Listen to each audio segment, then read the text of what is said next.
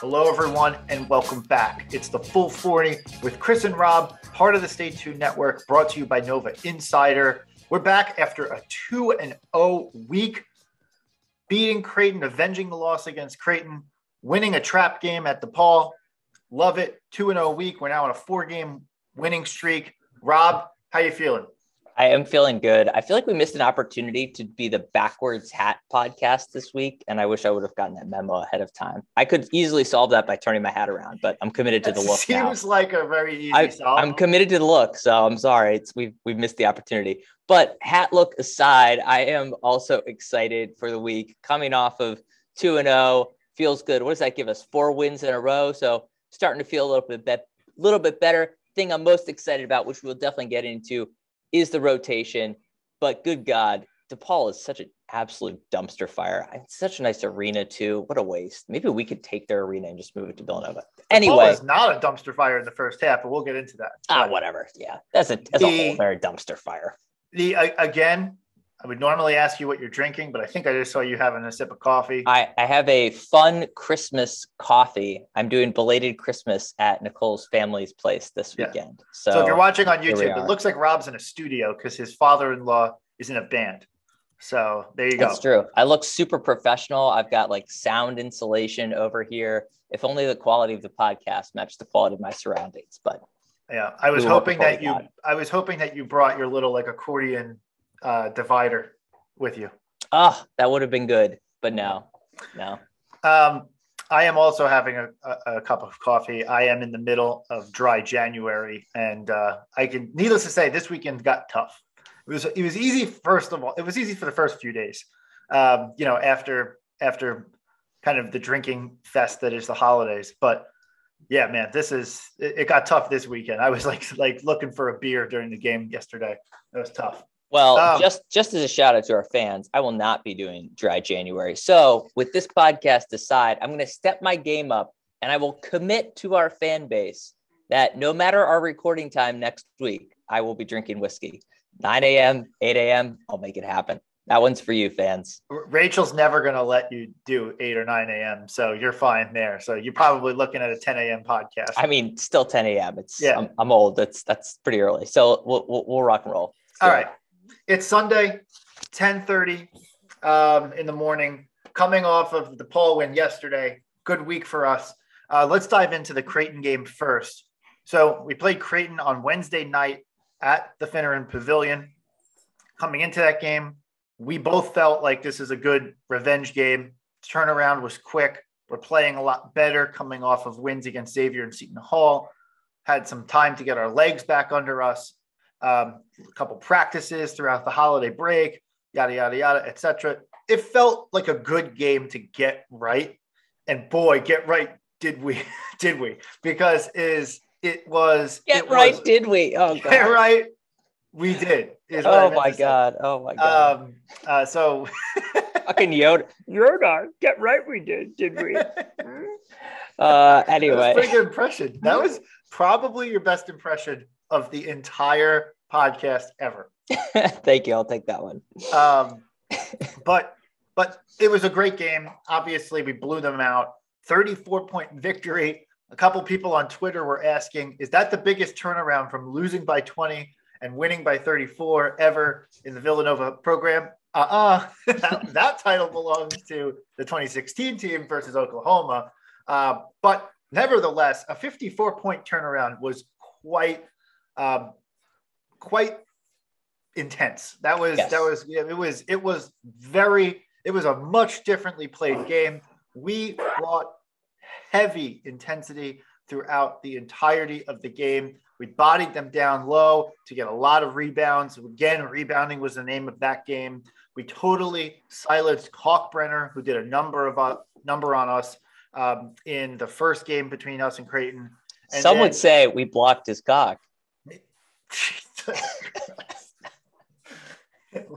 blocked the cock. We blocked the cock. Oh man. Oh so good. God, that's really good. That's really good, Rob. Oh man, you're 2 for 2. That's rare. It's rare. It is. It's Even rare, even a blind squirrel finds a nut sometimes. So literally found 2 today. So win by 34. Defense looked obviously fantastic, holding Creighton to 41 points, who's one of the best offenses in the Big East. And we just did a number. It was a thorough beatdown. Vengeance was exacted, and we avenged one of our only losses of the season. So it was big. And we were led by Jordan Longino, who contributed 20 points and 13 rebounds, which was awesome to see, as we've been talking about. Oh, man. But no, he did play 20 minutes, and I loved seeing it. Longino clearly in the rotation, which we will get to, but boom, that was exciting to see. The babies coming along. I actually think we can go right into the rotation. Let's do it. I think that was a good story of this game. So Colin gets into foul trouble early, is forced to sit, only plays 24 minutes, a number of which happened in the second half. But because we kind of led, Jay was allowed to kind of play the guys and play a much deeper bench. Going into that game, we knew that Caleb Daniels was still going to be out. Jay had said Antoine is looking really good. He's looking as good as ever. He's definitely going to get a lot of burn. Antoine winds up with 26 minutes, eclipsing Gillespie. The only player who played more than 30 minutes in this game was Justin Moore, which is like a total shift. Like if I would have told you a month ago that only one player would eclipse 30 minutes in a particular game versus the team that we previously lost to, you'd be like, no fucking way. No way. Yeah, absolutely. Absolutely. So that was huge. You mentioned Longino. He got 20 minutes, added on 2 points, 3 rebounds, 2 steals. That's kind of a little narrative for Longino. His steal game is pretty good. Yeah, he's definitely aggressive. At the very end of the game, we did see Nana Njoku and Trey Patterson get in, but they were really garbage minutes. Throwaway minutes, yeah. Blowout, so that's not really worth discussing. Chris Arcidiacono played only 18, so he did fall down to the 8th man role in this game, and I think that was good. And I think Jay actually does deploy him. This week, I think Jay deployed Arcidiacono really well. Yes. Because Chris Arch is like, and Jay said this in one of his post-game interviews, he's like, Chris is going to always factor into the rotation because he just understands what we do. Yeah. And his floor, and what he didn't say is his floor is really good relative to the team. So he's not going to make a lot of mistakes committed by mental errors. He's going to make mistakes committed by the fact that he's less physically gifted, but he's not going to make a lot of mistakes. He's going to play within himself. He doesn't, to his credit, he doesn't take a lot of like shots. So he's not like stealing shots from people. As a 9th man on this team, he's a really good 9th man to have. Yes, 100%. 100%. Couldn't agree more. That's really well said. He was not a great 6th or 7th man. No, absolutely. He's a much better 8th, 9th guy. Yeah. Like, and that's, I feel like our listeners need to be careful there. Are we excited about Arch now? No, but relative to the position that and the role that he plays on the team, yes, I am way more excited about him in his role as a 9th man versus a 6th or 7th man and the relative importance that he plays on the overall team there. And I also want to address something there with the rotation. I mean, we obviously really complained a lot in prior weeks, both on Twitter and on our podcast, about the rotation and about how it doesn't seem like Villanova is going to offer anything new. Like, what are we going to get from anybody, etc. And I still think that we were right in that criticism. What's happened is that Antoine's picked up his game and has been able to play quite a bit. Longino is now a factor in the game. That's allowed some of the other players to do some different things and be a little bit more explosive. All of a sudden, Moore is a little bit more aggressive off the bounce and off plays. Gillespie, you can just see that he's no longer trying to like save his legs to get to hold himself throughout the game. He is running to open spots. He's looking like a baby warrior out there with like, in terms of like from like the Golden State Warriors, in terms of like running to get open and like finding open looks and like breaking down guys off the bounce, which is a kind of a relatively new feature to his game. So you can see that the increased energy of some of these guys is actually making an impact. And we can play at a different speed now. The ball is whipping around a little bit more. The offense looks a little bit more balanced. I have to say, this looks really good. And the depth at the guard level is allowing Jay sometimes to put Samuels at the 5 spot, which is also giving Dixon a blow. Yeah. And that is very helpful to the team at large. So I think that we are seeing a more explosive Villanova team in the last couple of games.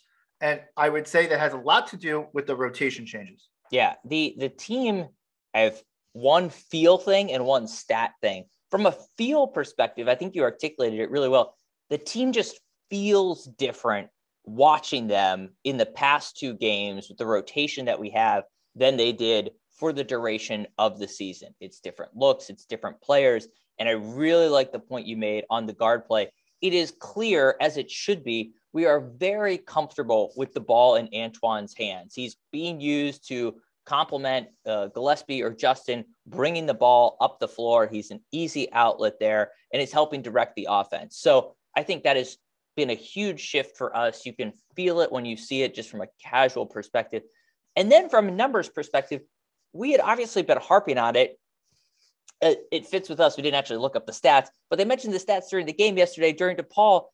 We had been the 350th ranked team in terms of the amount of minutes that our bench played. 350th. There are 353 teams in all of Division I. So there were only 3 teams that were playing their bench less than we were. So you're going to feel that when you have as much of a shift, because it has been a big shift over the past couple games, a little bit of foul trouble, a little bit of not, with Antoine and Longino picking up those minutes, like this team is going to look different, and it's going to ideally impact us in a positive way moving forward. So you see it in the stats now, you'll see it in how you watch the game and kind of what this offense does, but it's a big, big evolution, and very excited that Jay was clearly listening to the podcast. He got our insights. This is why we do the podcast, to elevate the team, to take it to the next level. So Jay, you're welcome. I'll take my Final Four ring when we get it. So there you go. The other interesting thing about this week in general, before we get into the DePaul game, was that we took 45 threes between the 2 games this week, as opposed to the 53s that we took against Syracuse a few weeks back. Crazy. In total. So we've reduced our 3-point reliance quite a bit, as the ball is still not really going through the basket. We did shoot 41% yesterday from deep. So that's definitely a market improvement, but we beat Creighton 75-41 by going 8 of 23 from the 3-point line. That is not like a traditional vintage Villanova performance where we just blow teams out because of excellent 3-point shooting. No, we missed open looks in that game and still held them. I mean, look, the story of that game was clearly the defensive effort. Creighton got out of sorts right away. Once we really clamped down on defense, like they were just totally out of sorts. They had nothing. And then they started rushing shots, hoisting up ugly jumpers early in the shot clock. And they had nothing. They were in bombs away mode with 15 minutes left in that game. Very early. But I will say the 3-point, you're right. We didn't beat them in our regular 3-point shooting effort. But as we mentioned last podcast, that's kind of been the narrative for the past 10 games or so for this Villanova team, is that we're not, right now at least, we're not an electric 3-point shooting team. So I'm glad we saw the shift. I think it's actually a good segue if you do want to segue to DePaul, because what we saw yesterday with DePaul was a very clear game plan of trying to work it inside, trying to attack the hoop, trying to do something more than just shoot 3-pointers. And it worked. It led to a win, but I think you saw it in the Creighton game as well, too. And it goes back to a point we had made several weeks back about the fact that we were a pretty one-dimensional team. Again, maybe a result of the rotation that we're rolling out there, that we can do some other things, but this idea of let's work into the post, let's try some different looks is definitely paying off. I agree wholeheartedly. And moreover, it also helps us get to the foul line a little bit more, which has been very productive for the Cats. Huge. We went 35 of 38 from the free throw line this week. So that's pretty good. That classifies in the really good category. So that's definitely a key takeaway from this week is getting to the free throw line because you force the issue inside. Yeah. Opens up 3-point looks. Now all of a sudden you get some more open 3-point shots. 40%, 41% from deep against DePaul yesterday was pretty good. And we had guys like Caleb Daniels knocking down open looks. So why don't we go into DePaul? And I want to talk about this game because coming into this game, this was definitely a trap game. Chris Notaro and Villanova Tip Time was talking about how like every account on the Villanova Twitter sphere has called this a trap game. And it really did set up for a trap game feel. You're playing at an opponent who is kind of on the bottom of the Big East, but kind of on the bottom of the Big East, in part because of the fact that Georgetown hasn't had a chance to play many games yet. And also in part Georgetown because they had a tough schedule out the gate, DePaul has. And they have some good players. I mean, we saw Javon Freeman Liberty play awesome in the first half yesterday, and he's been leading them. And DePaul has gotten some good wins in the non-conference, but definitely some of the air taken out of their sails in the early part of this Big East go. The thing though is it set up well. We came off a big emotional vengeance game against Creighton, and then we are looking forward to what is right now on per KenPom, the hardest game left on our schedule is Xavier. That'll change, but it's Xavier on Wednesday. So a big tilt in Cincinnati versus a ranked opponent. That is a huge game coming up. You could easily understand if the team was going to look past this DePaul game. Moreover, we also learned on Friday that it was possible that Justin Moore and Brandon Slater sat out yesterday because of injuries. I think Moore had a hammy and Slater had an ankle. But Caleb was coming back, so that was a good turn of events. But it turns out Moore and Slater both played. But in that first half, we looked really kind of sloppy, a little bit dead-legged. This looked not aggressive. It also turned into a ref show, and I'm going to just go ahead right now and give my Pass the Fucking Ball Award of the week, the PTFB, if you will, to the referees in the DePaul game who made that game yesterday borderline unwatchable. It wasn't borderline unwatchable. It was terrible. I thought about turning it off. I was like, if I didn't have a podcast to do, I wouldn't want to watch this game. It was a foul. It seemed like every single possession. There was zero flow to the game. Total ref show. And that's been a theme of late because I think I gave the refs the PTFB award last week versus Seton Hall. Guys, during COVID. Editor's note, I'm going to say you did give it to the refs last week as well. Okay. Nice. Word to the wise. Teams are banged up. Teams have injuries. Teams have COVID. Stop making it a ref show and putting multiple players in foul trouble. If a game isn't chippy and multiple players are in 3-4 foul trouble level deep and multiple players are fouling out of games, the refs have done a poor job. They have not read the room. They have done a poor job officiating the game. That is not how this should go. Like, you should not have 5 players on Villanova yesterday who had 3 or 4 fouls. Like, that's crazy. I have a question. I have a hypothetical question. Do you think the refs talk about that at all prior to the game? Like, do they get together and they're like, hey guys, like, we know people are a little under the weather. Like, let's try to hold the whistle a little bit. Do you think that happens?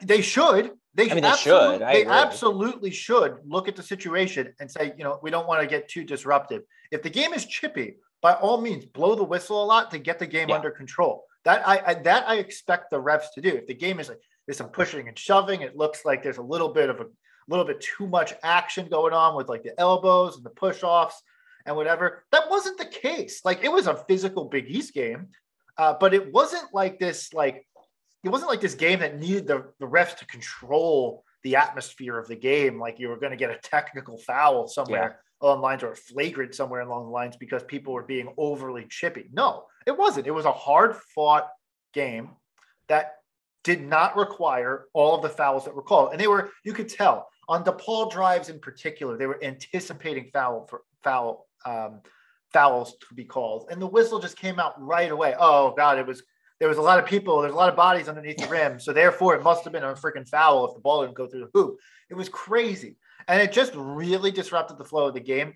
There was, I believe, almost 50 fouls called in that game yesterday, which is obscene. There was more fouls called, I believe, than field goals made. That is an abomination on the refs. So I just had to call that out. The refs were just a total joke yesterday. It was a total ref show. And it just makes the game really hard to watch and really hard to establish a flow. That being said, in a way, even though I felt like we got the worst end of the whistle yesterday, I also feel like it helped us because we're the veteran team and we knew how to keep our composure and kind of do what we do, as the guys like to say, in that game. And so we did that, and we were able to keep our composure. Second half, we got right off to a good start, and then we didn't really look back after getting off to that good start in the second half. So first half looked like a trap game could come to fruition. Second half, we obviously just dominated, went on a big run. Which we won by 15. It was a 20-point. A lot when you're playing like a worse team, right? Like It just oftentimes takes a half or takes a half and a little bit for things to kind of right themselves. So like, should we be alarmist about it? Nah, probably not. No. And we get out of another away game with a W, which is good. So we've now got 2 away wins on the season. We've only played 1 home game. And we got Xavier coming up away. So that's wild. Yeah, so it is wild. We continue to play a ton of away games. But after the Xavier game, and we'll get into that in a little bit, after the Xavier game, we do have a very manageable stretch. So once we get past this, we have 4 games that we should win all of them. And so we'll talk about that as we go along throughout the rest of the January portion of the season. So all that being said, pass the fucking ball, the award of the week. The refs, Rob, I don't know if you have a different nominee. I guess that's probably good. I'm trying to think if there's anybody on the team who really deserves it. Probably not too much. Slater was, a little bit of a disappointment yesterday, only 2 points. He was pretty quiet. That's something we talked a bit about last week as well. So I do want to see him bounce back. I don't know that it's enough to warrant that necessarily. So I guess we can give it to the refs. I don't like giving it to the refs, though. I got to say, I think it's a little bit of a cop-out. We've got to be more critical of these Villanova Wildcats. Our criticism has elevated their performance clearly, so we need to get back on. I will say Slater's not right because he did have a good game against Creighton. He had 10 points and 4 boards against Creighton on near perfect shooting, 75%. Yeah, but he's like an X factor. It's 3 or 4. But that's like X factor territory, right? And like for Slater, I think to live up to the billing, he's got to be more than an X factor of, hey, great, one game, nothing the next game. That's not what we talked about at the beginning of the season. I will say, look, if it ends up that he doesn't need to play this big role for the team, that's fine. And somebody else steps into it. Maybe it's Brian Antoine who continues to step into it. But he's still just not there. He's still getting a lot of announcer love and a lot of announcer hype as well, too, which I don't think is all that warranted right now.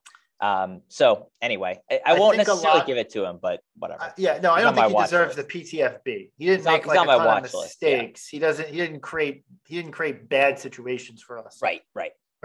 And it's hard in a 2-win week when we won the games by a collective 49 points. It's hard to give a PTFB award to one of our guys or Jay because he got the rotation going. So yeah. So that's that. In terms of the alpha dog of the week, I don't know if we've given one to Brian will have to check this, but mine is Justin Moore. I mean, he was unstoppable in the Creighton game.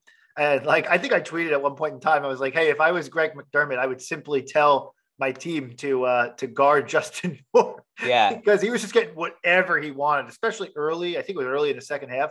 Whatever he wanted, he was getting. He was making threes, a couple threes. But he was shooting the ball really well. Just getting anywhere he wanted. Just doing everything he wanted with the ball. 22 points against Creighton. He added another 21 against DePaul. Gillespie was the leading scorer yesterday. Gillespie had a great game yesterday, but Moore was right there with him. And 21, 7 boards, 3 assists, 2 turnovers. It's a really good outing by Justin Moore. An excellent week. So hats off to Justin. He's my alpha dog of the week. Yeah, I'll give it to him. I'll give it to him as well. I think Greg McDermott should have pulled a Mighty Ducks move and just sent somebody out there to like slash him or something, like kind of break his wrist and send him Adam Banks to the bench, if you will. What was interesting, Justin took 20 shots against Creighton. So obviously not the most efficient 22-point performance, but we clearly didn't need the most efficient 22-point performance.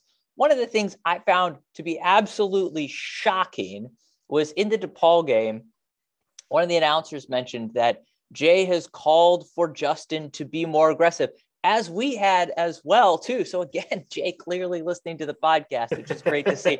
But again, if at the beginning of the year you would have said Jay needs to sit down and tell Justin to shoot more, there's zero chance I would have taken that bet. We talked to CJ Holmes about that, about how his article was borderline ridiculous. Like, yeah, Justin's aggressive. Like, no kidding. Like that's what he is. That was the player he came in as. So interesting to see kind of the ebbs and flows there.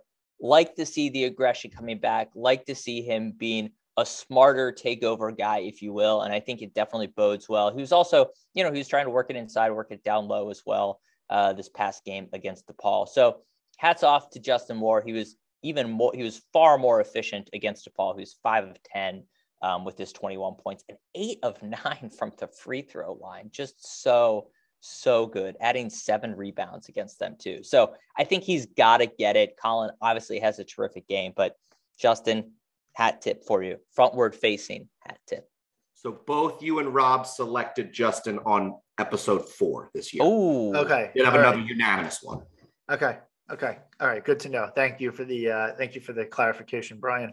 I also want to call out his defense. Justin Moore has played excellent defense of late, and that's been also a difference maker. We keep talking about how the defenses look better, but we haven't actually aligned that to the players who are making it look better. And Justin Moore has been one of those guys. I also think that's a big reason why Slater is not getting the PTFB award, why Samuels, for me, has not been getting the PTFB award. It's a defensive effort and intensity has stepped up dramatically. And it really centers around Moore, Samuels, and Slater doing excellent work defensively. I also want to credit Antoine, who, although sometimes commits silly fouls, they're fouls of aggression, and I could deal with that a little bit more. And Longino is adding the steals, which we talked about a little bit earlier in the pod. So just to assign some of the defensive benefits to it. I'll also add that Colin, in the preseason, we talked about Colin as is he good enough at staying in front of guys, etc. I've seen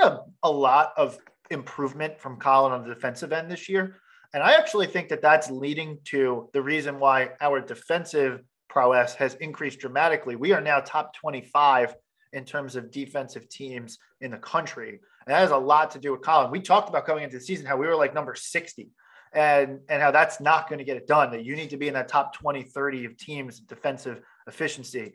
And I think that's a credit to all the players, but I think Colin is the one who I was like most uncertain about given his role on the team. So he's going to be on the court a lot and he makes himself an easy target to get attacked. He hasn't been that guy this year. He seems to be a little bit more fleet-footed and is doing a great job in his role.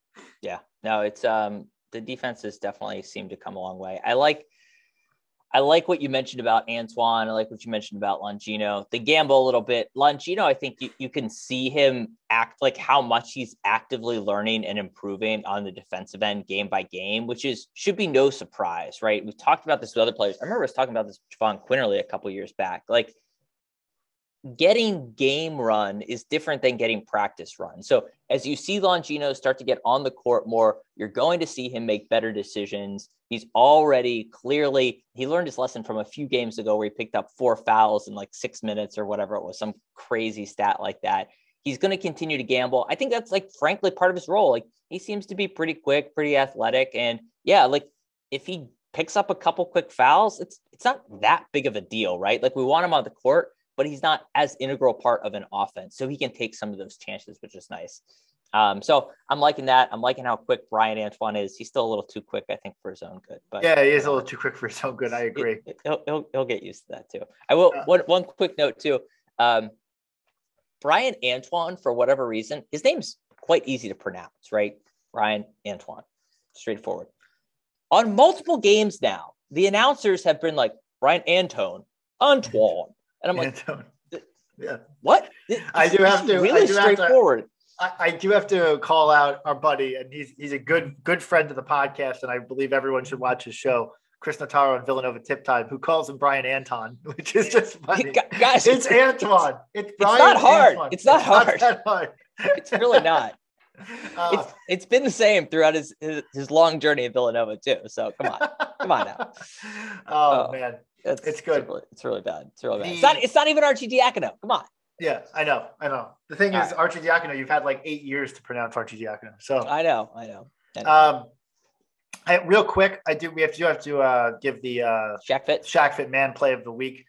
Couple candidates for me. I'm going again with Caleb Daniels throwing it down in the second half in a key moment.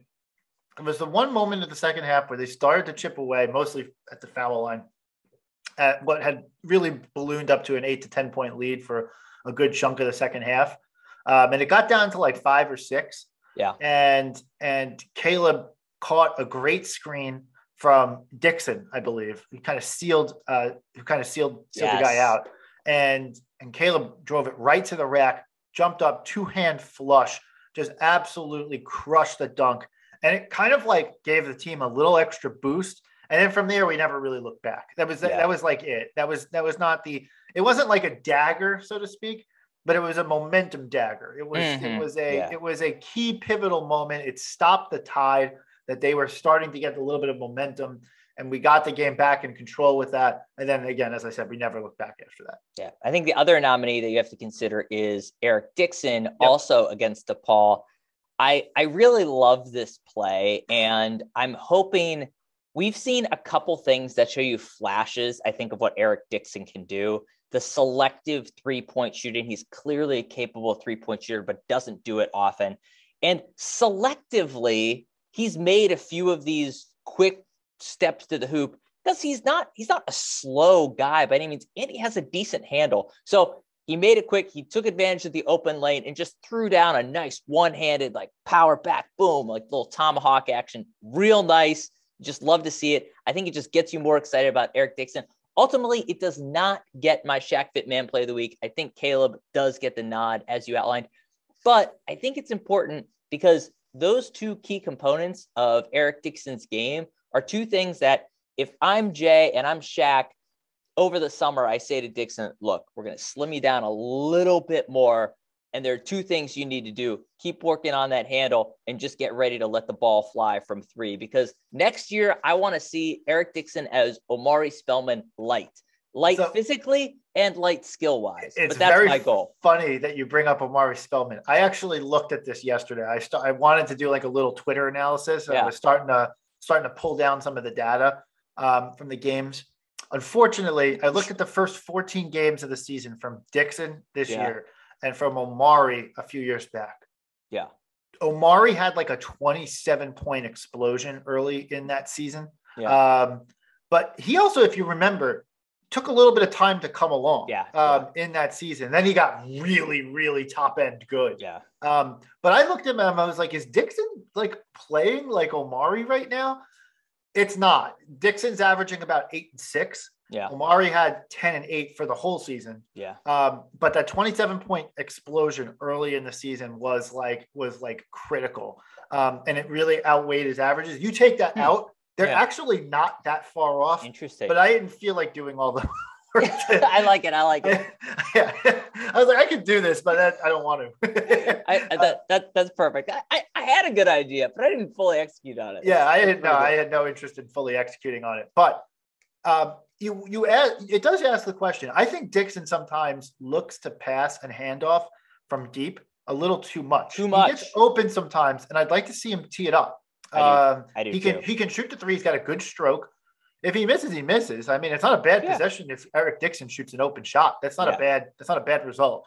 So I do think on the offensive end, I think everyone talks about, oh, look, Villanova, there's the extra pass. I think sometimes they extra pass too much. Absolutely. I think they sometimes go good, better, best, and then back to like good. And I think they need to get down to like, okay, this is actually a great shot. Take it. Like this team is good enough shooting the ball, even if they haven't shown it yet. This is good enough shooting the ball. They have a good shooting team mechanically that they can hit open looks. And I'd like to see Eric Dixon take that because, as you said, if that results in someone checking him out further out on the 3-point line, boom, that's an opportunity to run a play, to drive the lane, to get to the cup. And then, if they play way out on him, all of a sudden, boom, you set a screen, he rolls to the basket, he's got an easy flush. It's like, it's good. And I really think that he should be expanding that 3-point shooting part of his game. I really like that on him. So one quick note on that, and then we can move on. But I think part of it is exactly what you articulated in that I think his mindset is first to pass the ball. So I don't think he's always ready to shoot mentally. And so unless he has a really, really wide open shot, he's kind of thinking pass already, which I think slows down the momentum, allows the defender to close out a little bit, which I think then just makes him even less comfortable with it. So agree with everything. Shoot more, Dixon. We want to see it. It'll open it up. Omari Spellman 2.0 coming at you next year. But bottom line, though, we asked in the beginning of the season, is Eric Dixon going to be more akin to Will Bump Sheridan on the 2016, or is it going to be more akin to Omari Spellman on the 2018 team? Oh. And he is closer right now to the Omari Spellman level than he is to the Will Sheridan level. And that's not to shit on Will Sheridan at all. He played an excellent role in that team, but he's trending that direction. So I like, you got to tip your cap to them. And then Daniels coming off the COVID pause, he was awesome yesterday. And I think that's going to continue to be the case. Yeah. All right. Let's move it along. We did a lot of game and week recap. I think we need to talk a little bit about the Big East in general. We're now a few games into the conference schedule. We're starting to see Big East, more like the Big Least. Am I right? Hey, that's weird. Yeah, I don't know. I had to try it. It's one of those things where it's like, you tell a good shooter if he's shooting 7 for 8, you never want to finish a game 7 for 8, right? You want to finish the game like, 7 for 14 or something like that. So I was 2 for 2. So I took another shot. And now I'm 2 for 3. Yeah, it was a heat check and it was horrible. It was really, really. Anyway. So you're starting to see the conference take shape. Most teams have a few games into their schedule. A couple teams are exceptions. You have St. John's and Georgetown, who are exceptions to that. Both only are 1 or 2 games in a piece. But most of the other teams are 3, 4, 5 games in. We're 5 games in, 4-1. We're tied with Providence atop the top of the Big East leaderboard so far. So all is looking well there. You're starting to see the cream rise to the top in terms of 4 of the Big East's ranked teams are in the top 5 of the conference. The other one who you'd expect to get up there is UConn, but who's off to a slow start because they also had a COVID pause. I want to talk about a few of these teams and just look around the Big East. First, I'm going to talk about Georgetown. He came back off a long COVID pause. Oh, God.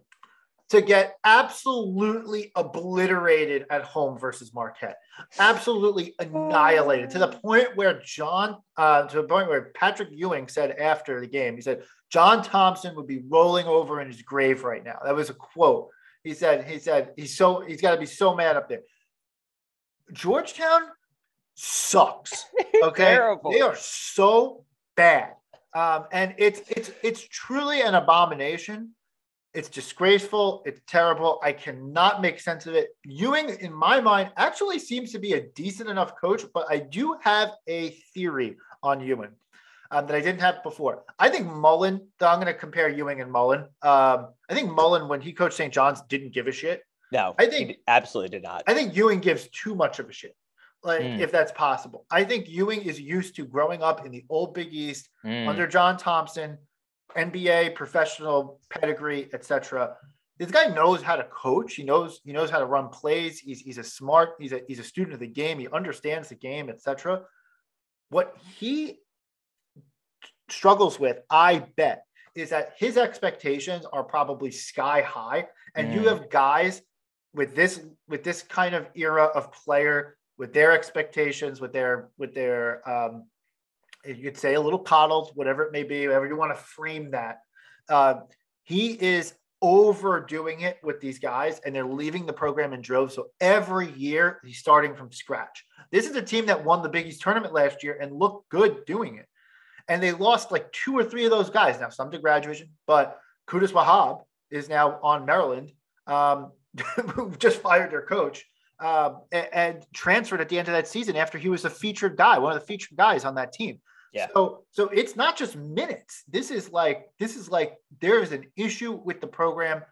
You've seen it time and time again. Guys leaving the programs. Mac McClung left the program, etc. So he's restarting every single year and unable to get it off the ground. And so I just don't think that this is going to work out. I think Ewing is going to fail. And has failed, and he's going to continue to fail and get canned. Yeah, and I feel like our listeners are probably saying, "Well, does it matter?" Going years back, right? Like the thesis that Georgetown had to be great for the new Big East to survive. Does it matter? Absolutely not. Big East is on solid footing. Look, I'd love to see a competitive Georgetown just because it's more fun and it makes the league better. Do we need them to be successful? Nope, not at all. No, we really don't. I asked that question on Twitter, and I think in any good conference, you need a couple of things. You need 2 perennial national level powerhouses. Like I'm just going to liken to the ACC. You got Duke and North Carolina, right? Like that's easy. You need 2 perennial powerhouses in your conference to be like, okay, these teams on any given year, you'd expect these 2 teams to make deep runs in the NCAA tournament. Villanova is that team. We haven't found that second team. For a second, it looked like Xavier before Chris Mack left. UConn is my bet just based on program history. And I really think Dan Hurley is a good coach. I think UConn is probably the next best likely candidate to be that level. Then you need like a next level down of like 3 or 4 teams. And this is an 11-team conference, 3 or 4 teams that can make the tournament most years or a lot of years. And occasionally they break through the Sweet 16, maybe a Final Four run. This is what I'd call the Villanova of the 2000s level type team of that conference. You need a team that's going to like constantly be tournament contender, have opportunities to break through to the Sweet 16 with some frequency, but just always going to be there and always going to find their way into like, that 5, 6, 7 seed line of the NCAAs. We already have that. Seton Hall is there already. Providence has been there already. And then there's been a little bit of a revolving door, but Creighton throughout the course of being in the Big East has pretty much been that team. Those 3 teams have made up that second tier that has been really positive for the conference. And then you need and Xavier, I'll add Xavier to that mix. And then you need like a couple of programs who can win some games, maybe make the tournament occasionally. You get the Marquettes of the world, the St. John's of the world, whatever. And then you need dregs. You need bad teams in your league. Yeah, it's going to happen. Need just from a competitive balance standpoint. Totally. Georgetown and DePaul are fine. I'm fine with that. Yeah. I thought Georgetown needed to be good because DC market, et cetera. Guess what? Right. None of their fans show up to games. No one gives a shit about that program anymore. It's been left for dead, and no one cares. So guess what? The Big East is fine without them. And the Big East is able to establish that second perennial powerhouse, who I thought was going to be Georgetown coming into the conference. Yeah. Then good. If we got there, we got it anyway. We don't need Georgetown. So totally. That's it. All right. Enough on Georgetown because they suck. Let's move on. Who you got next? I do want to talk about St. John's. So they're off to a 1-1 start. They beat DePaul in what was a very good game. The preview met really started with some exciting teams here. Georgetown. Yeah. And well, St. I want to get the bad stuff out of the way first. But St. John's is the team that expected to make the tournament at the beginning of this season. They said we're gonna. That was kind of the vibe that you got from there. They returned Champagny, who did have an excellent game against DePaul. I think he had more than 30 points against DePaul at home, coming off his COVID pause. And they did a good job against, and Posh Alexander came back too. They did a good job against Providence in the first half, but the game got kind of choppy, and Providence was able to kind of get them under their tempo control. And then Providence kind of ran away with that game at the end yesterday. All I want to say about St. John's is they're still a team that you kind of want to watch out for. We're not getting them on their schedule just yet, But I just want to pay attention to St. John's because St. John's is like that team that's like 7th or 8th level of the Big East. And they're the type of team who you want to see if they're able to turn it on and kind of become into like the 4th, 5th team of the Big East and end up getting into the tournament as a result of that. Big East is strong, has had a very good out-of-conference schedule. You're going to almost automatically by default get 6 teams in this year.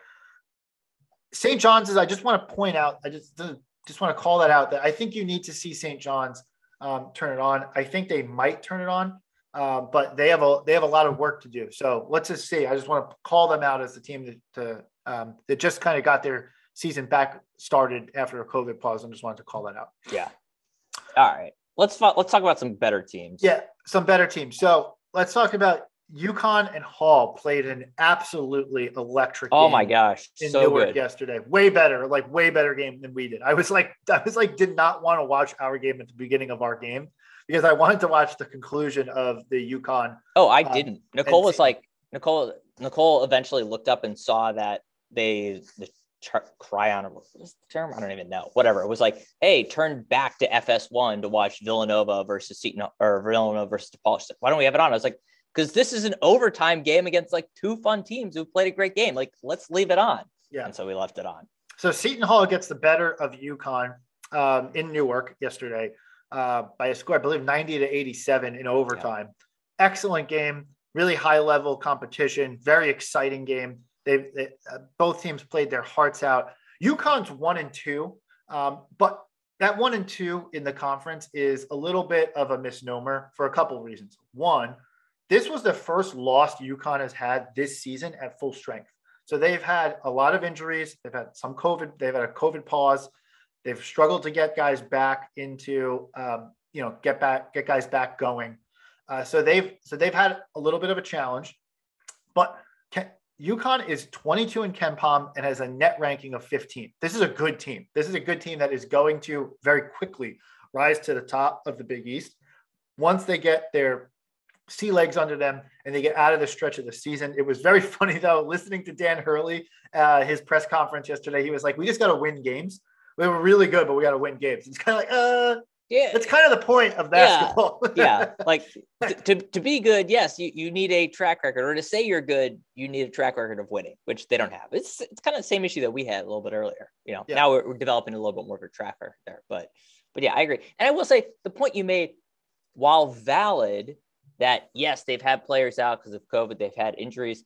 At some point, that just becomes who you are and becomes your team, right? So either they get those players back and the team transforms and takes it to the next level, or they get worked back, or maybe they don't get worked back and the team just doesn't come together. So I do think they're at a little bit of an inflection point.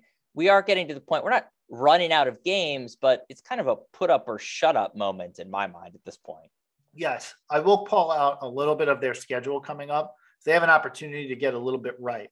So they got St. John's at home this upcoming week. So that's a good game, but I would expect UConn to get right in that game. Then they play at Providence, who already beat them. So that's their toughest game on their slate for a little bit of time. Then because of the COVID pauses, they play 2 games within 3 days against Butler. Which is going to be helpful to them because Butler's bad. And we'll get into that a little bit later. Yeah. Butler's not good. So that'll help them. Then they play Georgetown. Then they play DePaul. And then they play home versus Creighton. Those games that's 5 games in a row that they should win. They should have a reasonable expectation to win all 5 of those games. They get those games, those wins numerically under their belt. And now you're looking at a team that's kind of like 15-5, 16-5, something in that range. And then all of a sudden it's like, okay, UConn's fine. They've probably at that point risen to the top 5 teams in the Big East, and they're going to be okay. But I just wanted to call it out. Their schedule does break for them a little bit as you get kind of to the back end of January before they come visit us. All right, so that's UConn. I want to talk about the other side, the winning side of that game yesterday. Yeah. Seton Hall, who we beat a couple, last week now. Seton Hall, they look good. They got their players back from their COVID pause and injuries. They look good. They look good against UConn yesterday. UConn gave them everything that they had. Absolutely. And Hall held serve at home. Seton Hall has now gotten up to They got up to, I lost my spot here. I think KenPom, if you're looking for the 26, I think it was. They got up to 2-2 in the conference, and they're now top 5 in the Big East. So they're going to keep winning those games. They're going to be fine. They have, and you said the KenPom numbers. You said that they were, 26 and 25. So they're very much quad 1 type level team. I think that you're going to see Seton Hall win themselves into a top 2 or 3 in the Big East Conference. And with their out of conference play, which is looking a little bit weaker now because Michigan is not good. Yeah. Texas has fallen back quite a bit. Yeah. Texas just lost again yesterday. Lost again, yeah. I do think that you're going to see Seton Hall's numbers deflate a little bit, but I think they're legit. I think they're going to win a lot more games in the Big East, and I think they're going to end up in a top 4 or 5 seed in the NCAA tournament. Yeah, so, and I will say, just to build on that, like there's been a lot of aside from like the top 5 or so teams in the country, there's been a lot of movement in that like 5 to 25 range. So what you just outlined is very feasible for them to work their way back into that top 4 line. Really, I don't want to say without too much trouble, but just given how kind of up and down a lot of these teams are, it seems totally reasonable in my mind. Absolutely. I think you look at any top 25 team now, and I'll add a couple on to the back of that, like UConn and stuff like that. You had any of those teams right now, it wouldn't shock me in the slightest to see any of those teams end up with a 2 seed in the NCAA tournament. Like there's that much wiggle room in that top, in that 20, 25 game span, team span between 5 and 30. Yeah. I mean, just yesterday we saw teams number 5, 10, 16, 17, 18, and I think 20 all lose, like just all over the place. So anyway, enough. We get the point. All right. Final team I want to hit on is Providence. They sit with us at 4-1 in the Big East so far. And they have looked very, very good. And it's interesting because I think a lot was made of Seton Hall's non-conference schedule. It's actually Providence's non-conference schedule that is looking to be even better and better as time goes on. What do I mean by that? They beat Wisconsin at Wisconsin. Wisconsin just beat Purdue at Purdue. They also beat Texas Tech at home. Texas Tech just beat Kansas yesterday. So like Providence's non-conference schedule is starting to earn them some really good numbers. They're KenPom 50, but their net is 33. They did play a lot of weak teams. So like they had a couple of high level games, but they played a lot of weak teams. They did lose pretty badly to Virginia, which was their worst loss of the season. And they also got blown out by Marquette. I was going to say, until this week. They lost by 32 to Marquette. Yeah. They got absolutely stomped by Marquette. But I write that off as like a team that was feeling themselves a little too much, walked into a buzzsaw. What is interesting, though, is Providence seems to struggle with a high-octane defense. So Virginia still plays that pack line. Marquette plays havoc. So I wouldn't read into it too much. I just looked at their schedule. They were coming off 8 wins in a row. So just like pure chance, like you're just going to have one of those games. Like you got it together 8 times in a row. The 9th one, you're going to lose it. It just happens. But Providence's schedule is going to give them some opportunities and some threats coming up. So Providence plays this week. What about their strengths and weaknesses, Craig? Not doing a full SWOT analysis. Do a SWOT analysis on Providence. They're playing at Creighton, which we've seen is a challenging environment. They play versus UConn, who UConn's going to be looking for revenge, but they do get them at the dunk. They play at Seton Hall, who they beat early in the season, who will be also looking for revenge. And then they have Georgetown and Butler as an opportunities. And then to round out the January portion of their season, they play at Cintas Center and Xavier. So that's tough.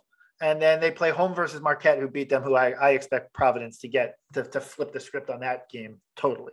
So I will say it's a decent gauntlet in January for Providence. If Providence can come out of that, let's just say, I don't know, like 6-2. I think I listed 8 games. If they come out of that 6-2 or whatever, like that, then they're definitely gonna be a factor in the top 3 in the league. If they come out of it 4-4, which is you wouldn't blame them for, they're still going to be high level and they're still going to make the NCAA tournament. But it's definitely okay. They're going to be brought back down to earth, so to speak. So yeah, Providence January is their hardest portion of the season. Yeah, I'm still a little bit, I've continued to harp on this. I'm still a little bit skeptical of Providence, and that's really just due to the Ed Cooley track record. I just haven't seen them really be at a top level for a long time. I'm trying to think, like, the most consistent top performing team they had was a number of years ago, probably it was 14-15 with Chris Dunn and Ben Bentel, I want to say. And then obviously didn't do anything in the tournament with that team. But I'm still just a little bit on the fence. Can Ed put it together and get them performing throughout the whole season? I'm with you. I like their track record to date, but I want to see a little bit more over the next few games. So we'll see how it plays out. All right. Should we talk about what we got coming up? Yeah, let's talk about what we got coming up. I just wanted to swing around some of those teams in the Big East, just keep an eye on what's going on. So we have Xavier. This is a tilt. This is a big time tilt on Wednesday evening. So Xavier is, per Ken Palm, as I said this earlier in the podcast, the toughest game left on our schedule. We're supposed to win every game per Ken Palm, actually left on our schedule, but Ken Palm only gives us a 53% chance of winning in this game against Xavier. The only other game that we have a 53% chance of winning or lower or better is Connecticut at UConn. So this is a critical game here, and this is like I said I wanted to save the national analysis for next week purely because this Xavier game is going to be a determining factor as to whether we can say to ourselves a week from now, you know what? Villanova is looking like a 2-3 seed, or Villanova still has some work to do to get back to that highly coveted 2 type 3 line that can really contend for a Final Four appearance. Yeah. So this Xavier game kind of can turn that narrative on a dime. You just don't want to get blown out in this game. It's totally understandable if you lose, but Xavier is the best team on Ken Palm in the Big East other than us. They're number 20 in Ken Palm. They've had a good start to their season. They did come off of COVID plus. We took care of business against them at the Pavilion. They're going to be looking for revenge. The Cintas Center is a crazy place to play.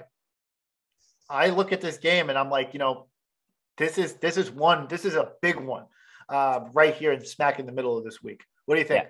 Yeah, it's definitely going to be a tough one. I was looking back at our schedule, our predictions that we did with State of Nova Nation pod a few weeks back.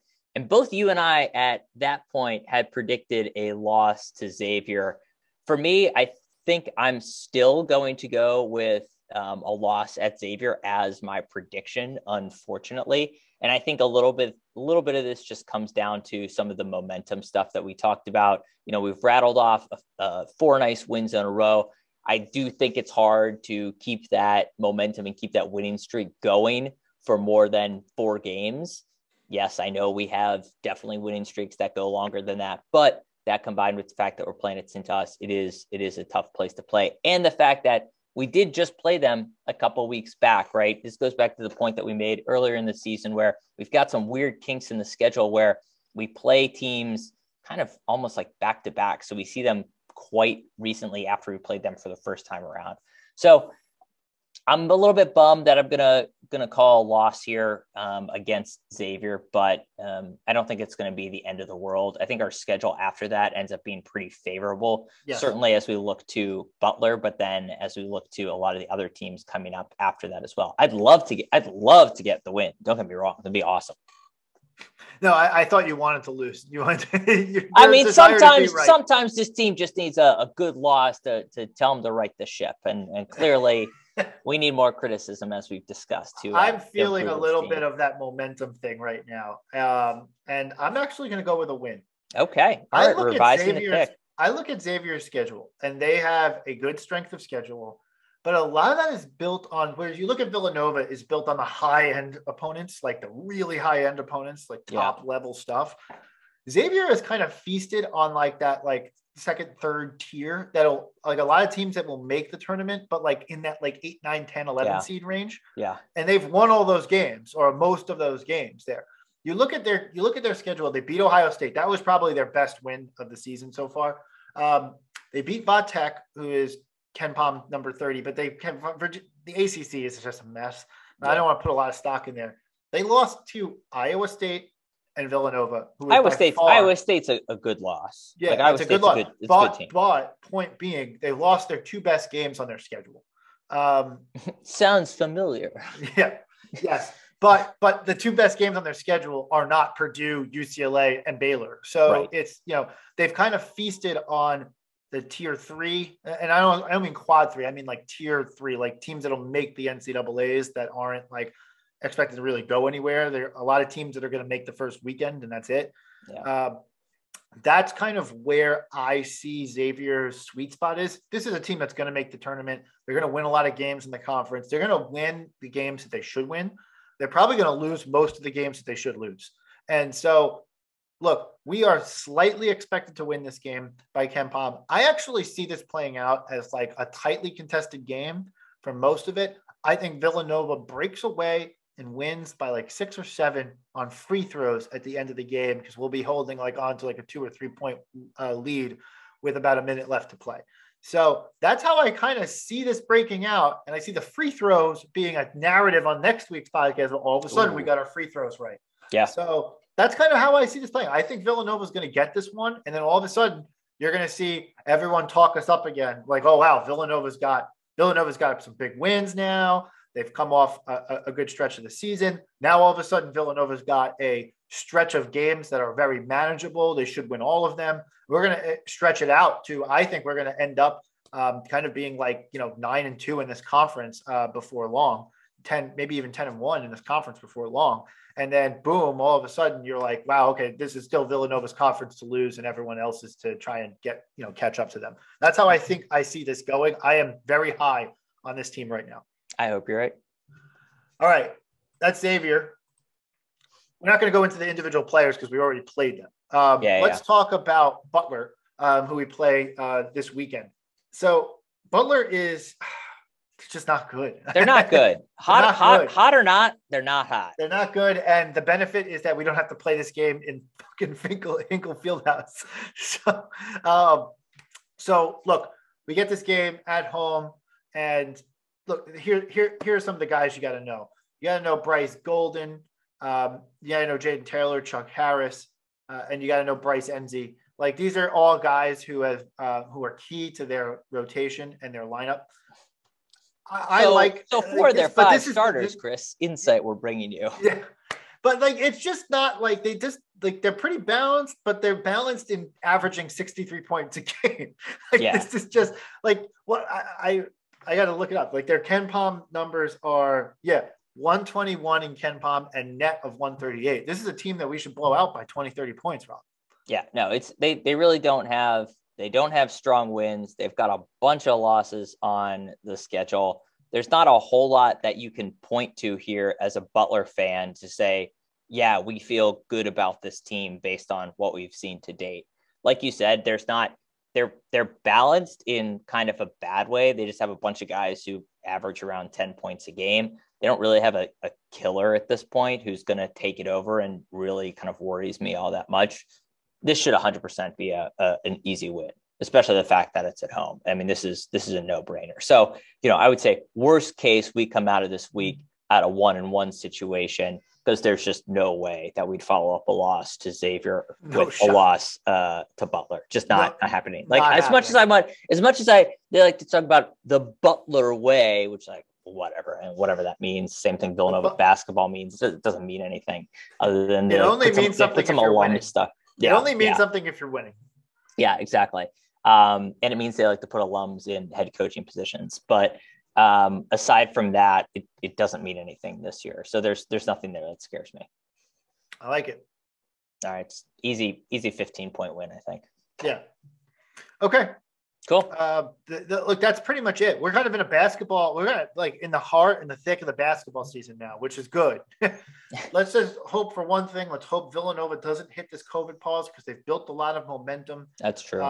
And we're kind of probably starting to see the crest of this Omicron fueled wave. So if Villanova can kind of get out of this like next couple weeks without a COVID pause, then all of a sudden I feel pretty good about us staying healthy throughout the rest of the season. So absolutely. Let's hope for the best there because this team has really built up some nice momentum right now. And I'd like to see them continue to work through that. So look, that's all we got for this week. Big game against Xavier on Wednesday. That's the game to look out for. Obviously we get Butler another chance to kind of get a little bit depth on that bench. See a little bit more of that depth against Butler as we go forward. And then, as I said, we have a manageable schedule to follow, which we'll get into on the following week's podcast. Totally. All right. That's it. That's all we're going to talk about. That's all we got. Thank you guys for listening. And as always, let's go Nova.